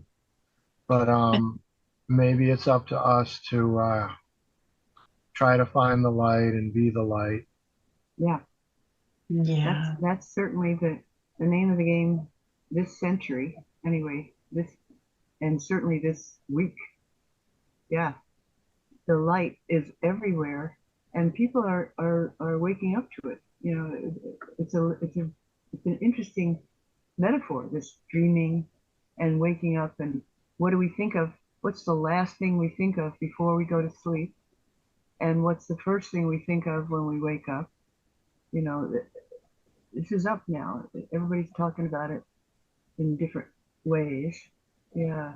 No, I've never heard anyone mention that's a very interesting thought. The last thing you think of before you go to sleep, Mm. what is it? And then what's the very first thing of when you wake up? Mm. So I've never heard it put that way. Mm. It's an interesting idea about, and like you say, taking care of yourself. Like go to sleep and try to think a happy thought. Yeah. Wake up, try to think a happy thought, Mm-hmm. Well, yeah, and and then and the try to trick get up. Yeah. Yes. And for some of us, it's really, really hard to find a happy thought at the end of the day. So we have to really train into it and practice it. It's like practicing the piano, you know. We have to learn how to find the happy thoughts. Like we have to learn how to play the piano or the guitar or the violin or whatever we're learning. We have to learn how to have a happy thought as well. And Some so of us, not everybody. Some people may be born with it. I don't know. it takes practice to be happy, to try to And see it the. takes that you want to do it as an individual, because again, what I was being taught when I was little is pray. Do you pay Mm. attention to Catholic prayers? They're horrifying. Yeah, yeah, Like if you don't behave, you're going to hell. Like thank you, God. yeah. It's That's not a hard to, happy. All these prayers are horrible. yes. Well, they fit right in with this theme of power over, of, you know, you remember in the beginning of your talking, you were talking about love versus fear, and you talked about love and everything, and that is what we are trying to do nowadays, is find the love, you know, and get rid of especially these unnecessary fears, like the entire Catholic Church say fears from there. You know what I mean? Like, give me a break. Fear-based almost. Yeah. I mean, I think I mentioned this last week. You probably heard of it, but when I grew up in Catholic Church, we were not allowed to eat meat on Friday, and very Irish Catholic. And I'm telling you, if you ate meat on Friday, you were going to go to hell. It was unless you got yourself over there and confessed to the priest, then you had a chance. Then you had to do 5 Hail Marys and 15 million other prayers, and I don't know, sweep a few floors, you know. But you had to do something because you went to your friend's house and had a hamburger for dinner, you know. So the Catholic Church, in my opinion, is one of the major mistakes that the human race has made. You know. Yeah, and the Muslims. Okay. The opinions on this podcast do not necessarily reflect the opinions The of. Quran. No, I hear you. I agree. Yeah, it's any power over religion, particularly power over religions, the major, all of them have power over. There isn't a religion that I've crossed into that I've found. Maybe you guys have found, and maybe somebody will, you know, respond to this. Maybe John will come back and say, yes, I found a religion where there is no fear over, where they're not trying to control you by scaring you, you know. But I haven't. Yeah. No. The Aztecs, the Mexicans, we are still very influenced by the Aztecs. And the Aztecs were totally a horror terrorist. That was a terrorist. So God is going to totally destroy you in a second. Yeah. Well, they literally had like human sacrifice, right? Like on the table right in front of everyone or something. That's pretty. Yeah. Do you have part Aztec in you at all? I think so. Yeah. Yeah. Yeah. Yeah. Yeah. my two grandkids, remember Jesus and Ernesto, uh, their father and grandfather are from Mexico. Their Okay. their their grandmother, Rose Gallegos, she's from Spain, and they would fight because they felt that the Mexico heritage, where they did have not a Native American, yeah, but Native Mexican. They had Mexican Indian blood in them. My Yeah. grandparents. That's actually Native American. Too, Yeah, it's Native 'cause American. that's the Native South American, American. yeah, is the Aztecs mainly. There are many, but the Aztecs are the most famous, popular, and it was an emporium. It was like a Yeah, dictatorship it's Empire. a big Yeah. deal, big fire. deal.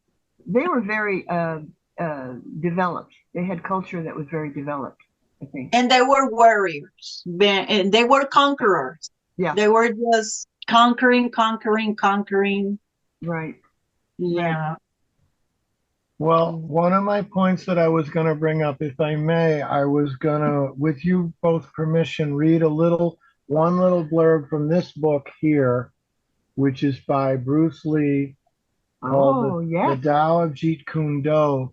We're talking about religions that don't have fear. Now, I don't know if Taoism is part of Zen, or I don't know a lot about religion. Sean, this is where you and I think alike, because I brought this in case we didn't have anything to talk about. I brought a Taoist book with me too, with a little poem in it.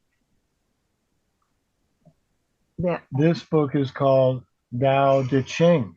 So we could do this next week or next month or never. But anyway, No, let's go to that. Well, I like the thank fact you. that we're thinking about Taoism. We have brought the same book, sort of, Yeah. different books, but both about Tao. Yeah. That's very cool. So even in the Taoist world, they all fought each other too. They all think they're better. Yeah, they're very competitive. You know what I mean? That's what I wanted to ask your Yeah. opinion on. We're talking about religions are so full of fear. Is Yeah. this religion too have fear in it, do you think? Because They would say not at its core. They would say at its core, we're at one with all that is nature, other living interbeings. Thich Nhat Hanh, you know, the interbeing of everything. You know, the Taoists think that there's. But anyway, what? Okay, so let's read this, and I'm hoping it has a little less fear in it, but it's still pretty strict. I'm going to try to read it. Wait a minute. So, turn into a doll made of wood. It has no ego. It thinks nothing. It is not grasping or sticky. Let the body and limbs work themselves out in accordance with the discipline they have undergone. Mm. So I like that quote because to me it means try not to have an ego. Say you're in a situation where things are getting grouchy. So to me, try not to have an ego. Literally turn into something with no feelings, like a doll made of wood. That's a little extreme, but it's an interesting image.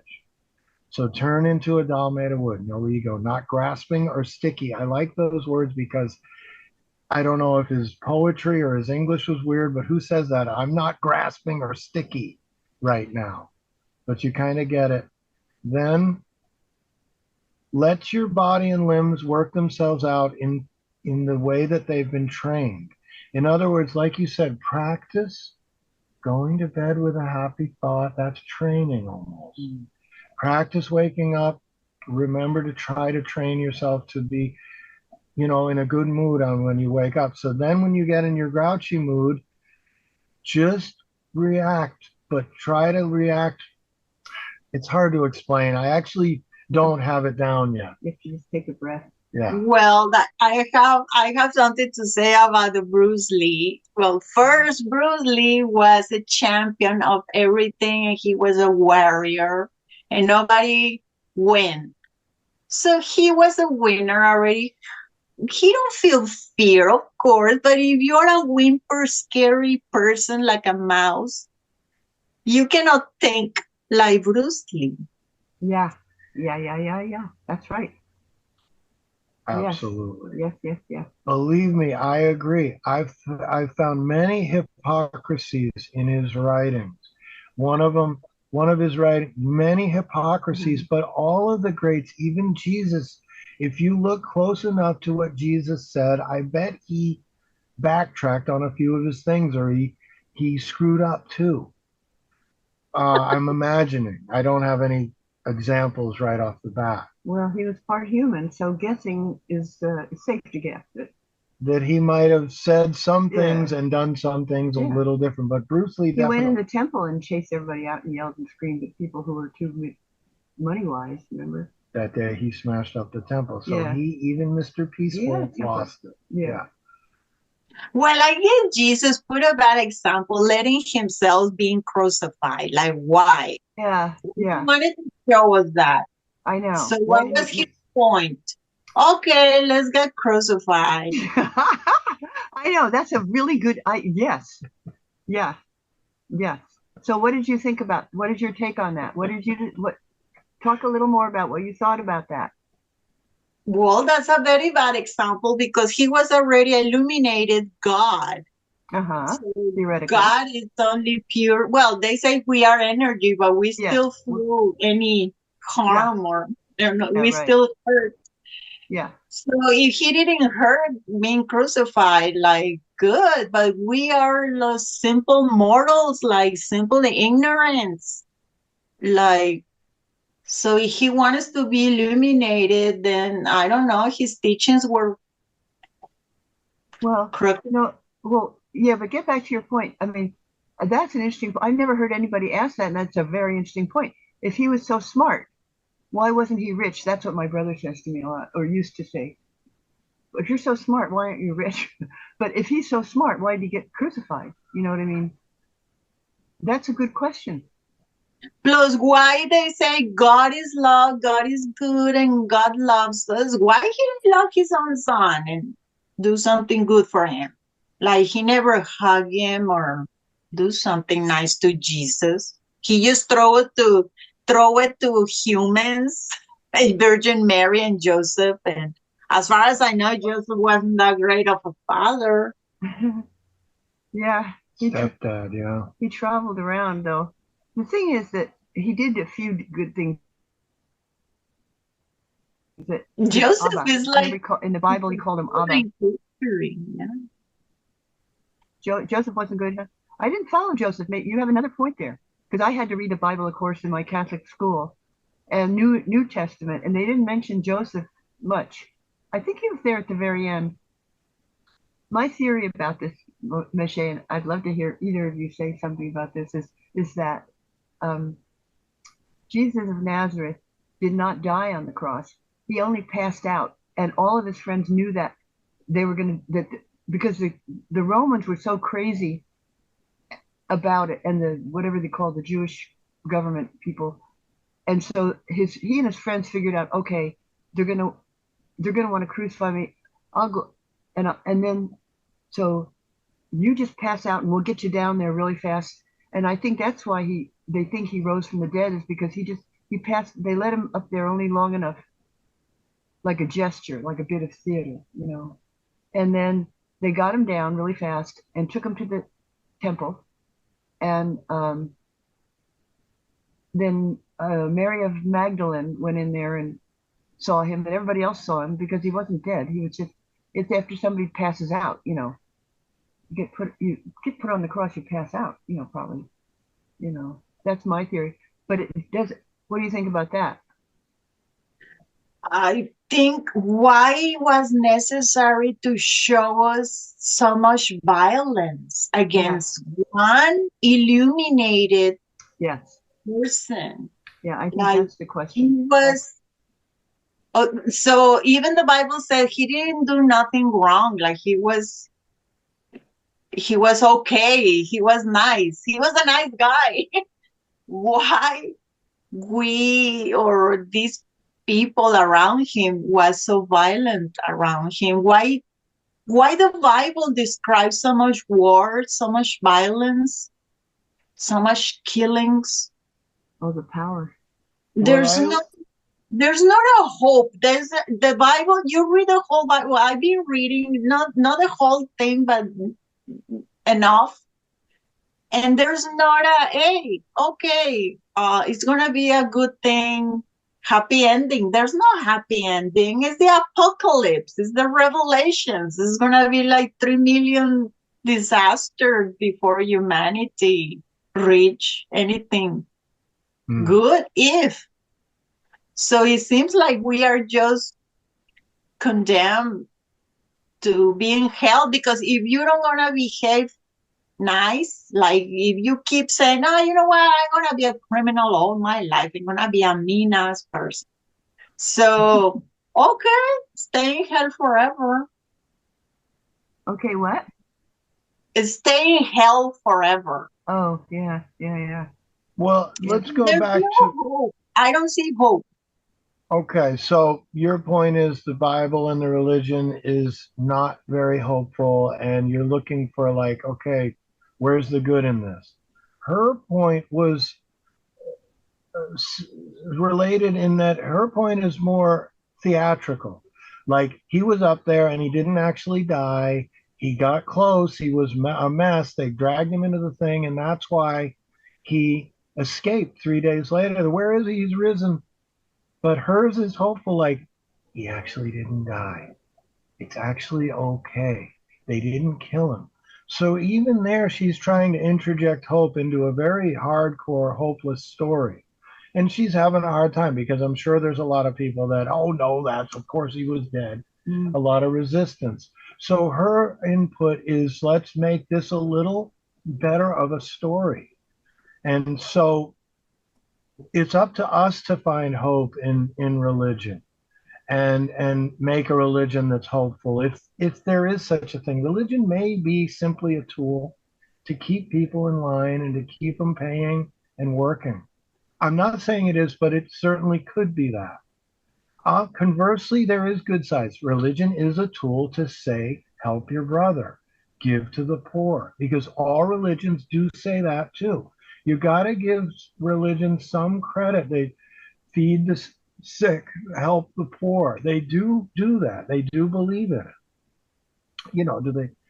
Um, uh, so I'm going to finish with sort of my point with sort of a diss. Like one thing I don't love about Catholicism or Christianity, I'm not sure about the difference between the two, is the symbol that they chose for their religion is a guy on a cross. So the symbol for the whole religion worldwide is a symbol of torture. To me, that's a red flag. It's like, okay, your religion touts on the top of all of their temples has a guy dying on a cross. What is the point? The point is stay in line or you're going to get strung up. Yeah. Do the right thing or you're going to wind up in front of everyone getting stabbed and poked. It's awful. Two things about that. Please. One is for another discussion. I hope you come back next week, Meshe, because it's nice to have an ongoing conversation, especially with John not here. Please come back. So anyway, so the thing about the Abrahamic religions, it's not just Christianity. It's Islam and Jewish and Christian are all Abrahamic religions. They all have the same thought, which is God is, you better pay attention or you're going to go to hell, basically, on some level. So your point, I'm really with you, Meshe, on that one, as far as there's not a hell of a lot of hope in the Bible. Do I dare say that? But anyway, You just did. yeah. But And but good. the thing about okay, so that's for a very good discussion. Okay, it's a really good point. But the other thing that when Sean, when you were talking about the cross, the symbol of the cross, I was very fortunate in 1978 and 79. I met Thomas Banyaka, Chief Thomas Banyaka from the Hopi out, there in Arizona, but New Mexico and everything. And Thomas Banyaka, he was the last of four of the Hopi elders, which had been given a sacred teaching and I got to meet him and work with him, and we all did learn from him and everything. And Thomas, and then he came to Montana when I lived in Montana. He spoke in Montana, so I heard him and met him up there.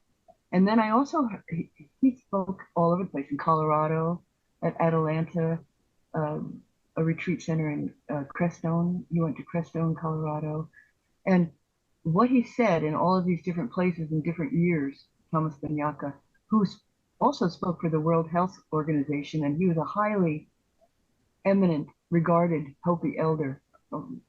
And he said he would go around. He actually said this in a Catholic school in Helena, Montana, too. I remember thinking, oh my God.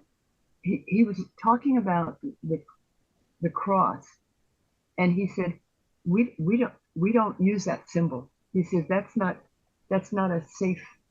He didn't like it at all, and he said we use the circle. And all of his talks, if you go back and you listen to Thomas Banyaka, he's on many YouTubes, and people have made talks about him and movies about him, and some of them are accurate to who he was, and some of them are just kind of Disneyland versions, of Thomas, but they're all trying to say something about Hopi wisdom, and there is a huge fountain of Hopi wisdom that comes through about the importance of the circle. And I remember thinking, because being an Irish Catholic, we always liked the cross with the circle, the Celtic cross. We thought that's cool, so we thought that was better than some of the other crosses. But that's so bad to have to think that way. So anyway, my point is that the circle is what the feminine in every culture has brought in, especially in the last 100 years. And in our generation, we sit in circles now. We have talking circles. We have talking sticks. We pass them around the circles. The circle is coming in, coming back, coming forward, as a way of being. Lovely. I asked jokingly, is there a religion that isn't scary? And now she has come up with the Hopi circle, which at least the symbol is a lot less scary. The circle isn't scary. It's intriguing, it's mysterious, it's marvelous, but it's not death. It's not horror. So thank you. Let's think about ending on a high note. Like, we found a little brief heart of religion that's circular and round and feminine and soft. And so, because I kind of want to bring the show, it's been 2 hours. How are you guys feeling? You're ready to I'm keep going? fine. You We guys need can keep going. You guys are women. I know you guys can go all day. Listen, We haven't seen each other in a while either, God. so this could go on. Listen, I vote. I can be outvoted. Like, where's John? Another guy that'll help me wimp out. I want to end. Let's thank our guests. This has been a wonderful show. Thank you so much. Thank you, Sean. Halima Thank you. and Meshe, and our invisible host, John. John, I have to say, you've probably done some of the best work yet for the podcast, and your patience and your tolerance. And boy, you're looking good. I mean, I can see right through you. I can see through your soul. Okay. See through you, you're not there. What's that Beatles song? Looking through you, you're not the same. I'm looking through you. Where did you go? That's so funny because, and John's point that he emailed me for the show, he wanted to talk about the Beatles and timeless music. So he still got his point through, even being invisible. This is blowing my mind. I have to say one more thing then. One more thing. Which is I've been studying numbers, Meshe, since I last saw you. So for so many, like there's the Tesla people, the 369 people, and then there's the other people, the 2468 people. Like in high school, when you go, 2468, who do we appreciate? Halima. But Carl Jung, who I, as you know, was studying back in the day when I was really serious about life and everything, he was very, very, he studied the quatrain, the four.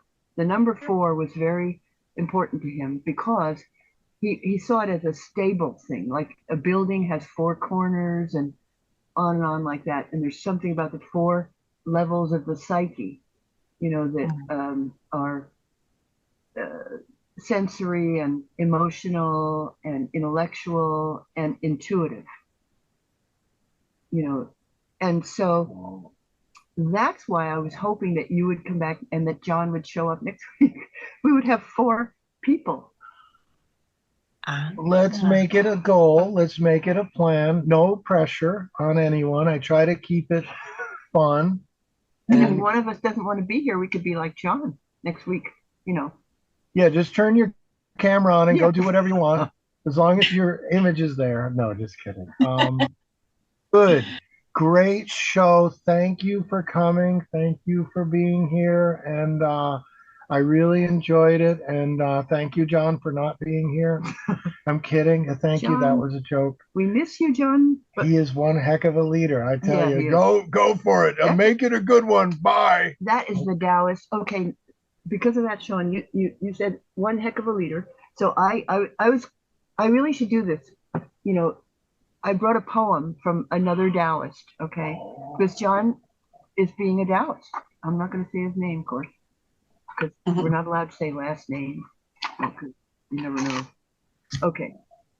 This is from the Tao Te Ching, and it is number 27, because today is the 27th of January in 2025. And it's, I got to get my glasses for this. And this is for John, our Taoist leader. A good walker leaves no tracks. A good speaker makes no slips. A good reckoner needs no tally. A good door needs no lock.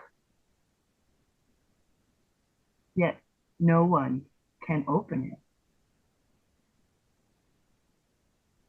Good binding requires no knots. Yet no one can loosen it. What is a good man? A teacher of a bad man. What is a bad man? A good man's charge. If the teacher is not respected and the student not cared for, confusion will arise, no matter how clever one is. This is the crux of a mystery. Wow. Thank you. Thank you. Now I'm so glad she brought that book up, because guess what? This is for next week, but I'll give you a little teaser. She was in the room with the guy when he was writing that book. She was at a cool retreat. Now we're going to get into it. Tune in next week and learn I'm not telling her what to talk about. If we're all here. If we're all here, safe. And happy, get through the week safely with everyone else. May the world stay safe. Thank you. Good. Good ending. Good to see you. Tune in next week for more love and enlightenment. Gonna sign out now. I don't know if Johnny's gonna keep recording, but we're leaving. Good to see you. Bye, guys. John. Bye, John. Bye, Halima. Thanks. Good show. Bye-bye. Good meeting.